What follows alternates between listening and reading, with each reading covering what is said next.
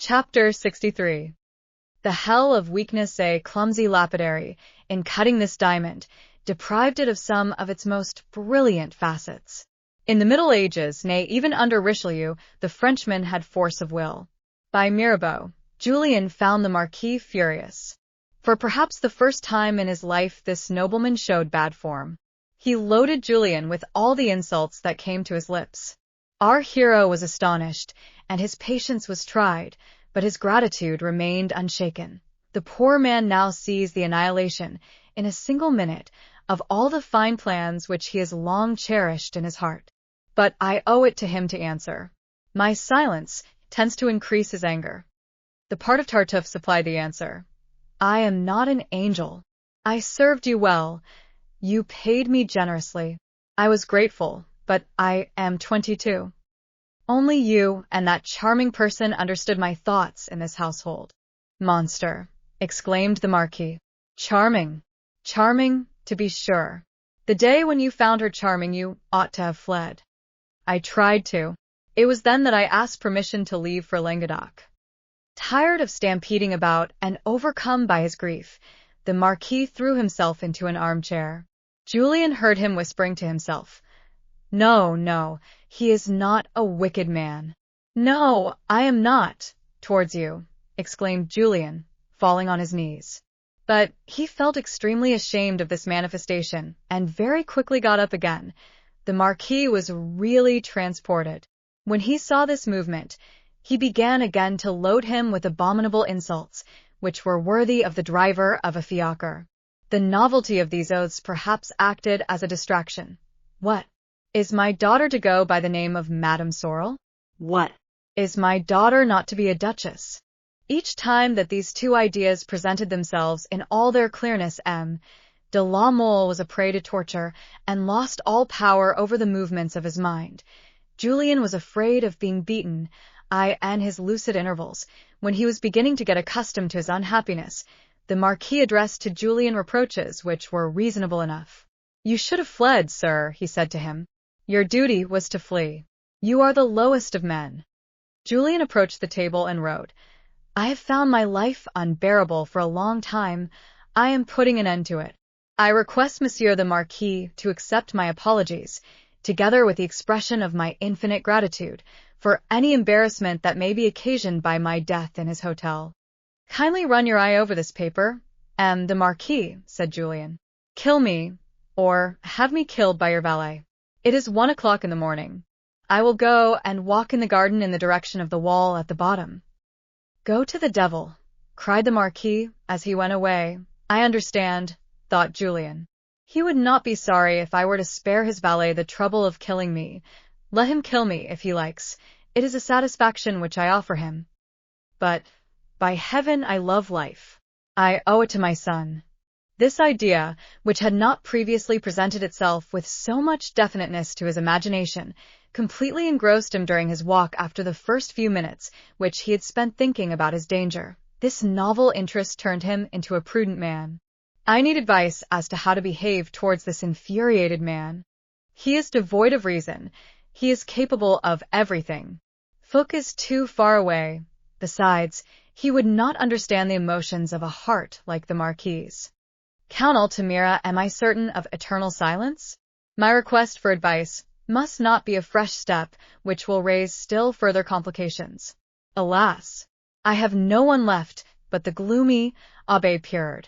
His mind is crabbed by Jansenism. A damned Jesuit would know the world, and would be more in my line. Pirard is capable of beating me at the very mention of my crime. The genius of Tartuffe came to Julien's help. Well, I will go and confess to him. This was his final resolution after having walked about in the garden for 2 good hours. He no longer thought about being surprised by a gunshot. He was feeling sleepy. Very early the next day, Julien was several leagues away from Paris and knocked at the door of the severe Jansenist. He found to his great astonishment that he was not unduly surprised at his confidence. I ought perhaps to reproach myself, said the abbé, who seemed more anxious than irritated. I thought I guessed that love. My affection for you, my unhappy boy, prevented me from warning the father.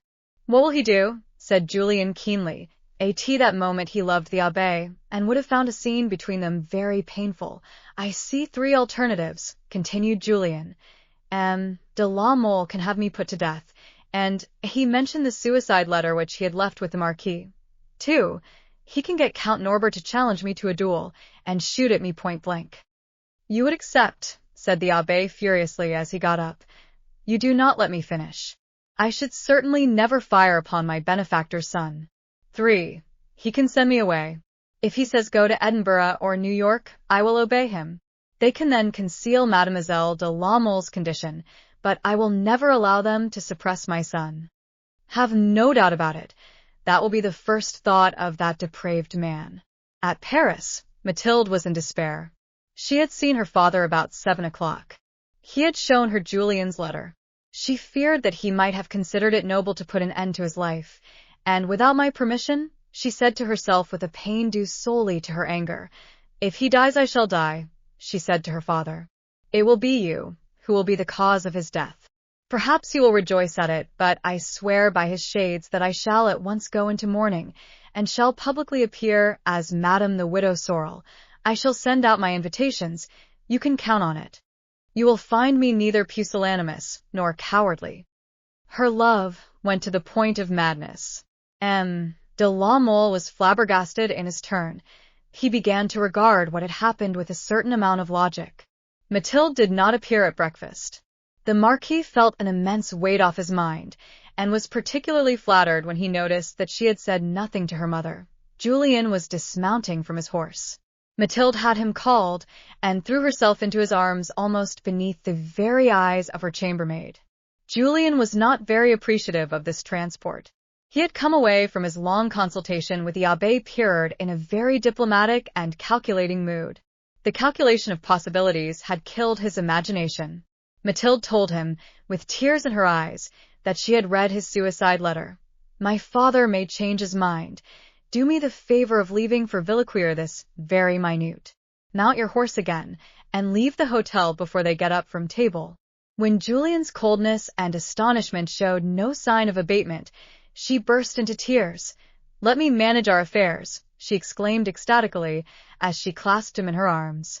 You know, dear, it is not of my own free will that I separate from you. Write under cover to my maid. Address it in a strange handwriting. I will write volumes to you. Adieu, flee.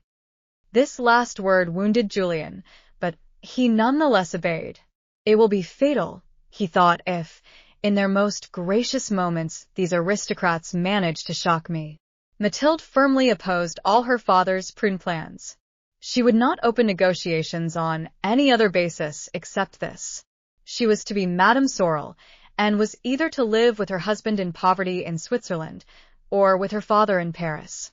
She rejected absolutely the suggestion of a secret accouchement. In that case, I should begin to be confronted with the prospect of calumny and dishonor. I shall go traveling with my husband 2 months after the marriage, and it will be easy to pretend that my son was born at a proper time. This firmness, though at first received with violent fits of anger, eventually made the Marquis hesitate. Here, he said to his daughter in a moment of emotion, is a gift of 10,000 francs a year. Send it to your Julien, and let him quickly make it impossible for me to retract it. In order to obey Mathilde, whose imperious temper he well knew, Julien had traveled 40 useless leagues. He was superintending the accounts of the farmers at Villequier. This act of benevolence on the part of the Marquis occasioned his return. He went and asked asylum of the Abbé Pirard, who had become Mathilde's most useful ally during his absence. Every time that he was questioned by the Marquis, he would prove to him that any other course except public marriage would be a crime in the eyes of God. And happily, added the Abbé, worldly wisdom is in this instance in agreement with religion. Could one, in view of Madame de la Mole's passionate character, rely for a minute on her keeping any secret which she did not herself wish to preserve? If one does not reconcile oneself to the frankness of a public marriage, society will concern itself much longer with this strange mésalliance. Everything must be said all at once without either the appearance or the reality of the slightest mystery. It is true, said the Marquis, pensively. 2 or 3 friends of M. de la Mole were of the same opinion as the Abbé Pirard. The great obstacle in their view was Mathilde's decided character. But in spite of all these fine arguments, the Marquis's soul could not reconcile itself to giving up all hopes of a coronet for his daughter. He ransacked his memory and his imagination for all the variations of knavery and duplicity which had been feasible in his youth. Yielding to necessity and having fear of the law seemed absurd and humiliating for a man in his position. He was paying dearly now for the luxury of those enchanting dreams concerning the future of his cherished daughter in which he had indulged for the last 10 years. Who could have anticipated it? He said to himself. A girl of so proud a character, of so lofty a disposition, who is even prouder than I am of the name she bears. A girl whose hand has already been asked for by all the cream of the nobility of France. We must give up all faith in prudence. This age is made to confound everything. We are marching towards chaos.